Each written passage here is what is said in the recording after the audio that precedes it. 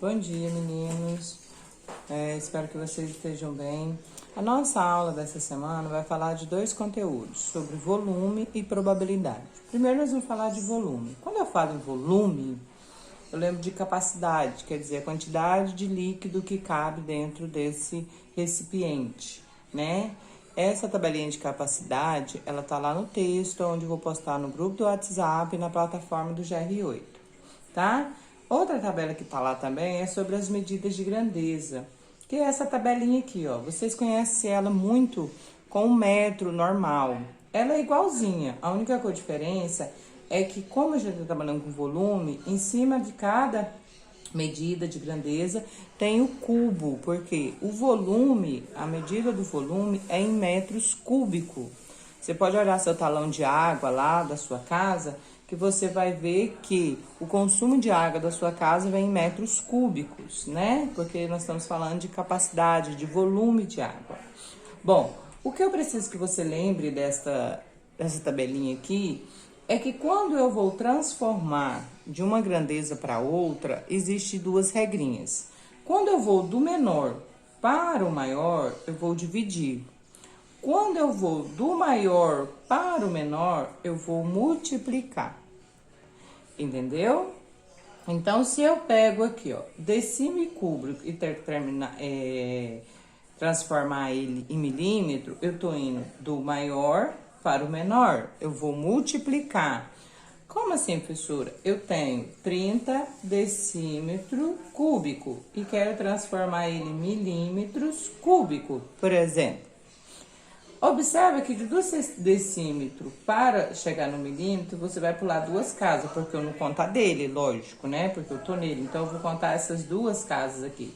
Então, eu vou pegar o 30 vezes, para ficar mais fácil, nós vamos multiplicar vezes 1.000, depois a gente vai multiplicar vezes 1.000. 2 vezes, que são as 2 casas até chegar no milímetro. Então, aqui eu vou colocar o 30 e vou acrescentar 3 zeros, ficaria com 30.000. Mas como eu ainda tenho que multiplicar esse outro 1.000, então eu vou colocar os 30.000 e vou acrescentar mais 3 zeros. Então, eu fico aqui com 3.000 milímetros cúbicos. Então, passei do maior para o menor, eu multipliquei, tá vendo? Se você for fazer o inverso, for do menor para o maior, você vai dividir, ok? Isso aqui é igualzinho lá no metro normal, só porque a gente tem que lembrar que aqui agora vai ser 1.000 e não 10, tá bom? Outra coisa que nós temos que lembrar é que eu calculo o volume, né, o cálculo de um sólido, né, de um recipiente sólido, onde eu tenho largura, comprimento e altura. Para eu calcular esse sólido, né, eu tenho que, para mim calcular o volume, basta eu pegar a largura, o comprimento e a altura, que geralmente é representado pela letra H, né? Então, substituindo isso aí, nós temos 4 vezes 10 vezes 5. Então, o meu volume é 4 vezes 10, 40. 40 vezes 5, 20. Vezes 10, 200. Então, aqui eu vou ter 200 centímetros cúbico. Então, essa é a cálculo, né, do volume de um sólido. Então, nós temos essas duas, né, continha lá na primeira parte da aula de hoje, tá bom? Outra parte que nós vamos estar vendo hoje é a probabilidade. Probabilidade a gente vê muito em jogos, né? Trabalha-se bastante em jogos. Eu coloquei um exemplo aqui, ó. Lança-se um dado, qual é a probabilidade de sair um número ímpar? Então, se nós formos lembrar do dado, o dado ele tem 6 faces. Tem a face 1, a face 2, a face 3, a 4, a 5 e a 6, certo? Dessas faces, quais são números o quê? Ímpar? 1, 3 e 5.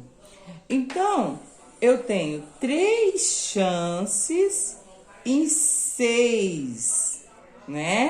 Eu tenho 3 chances em 6 de sair um número ímpar. A probabilidade, ela pode ser dada em fração, aqui eu vou simplificar ela.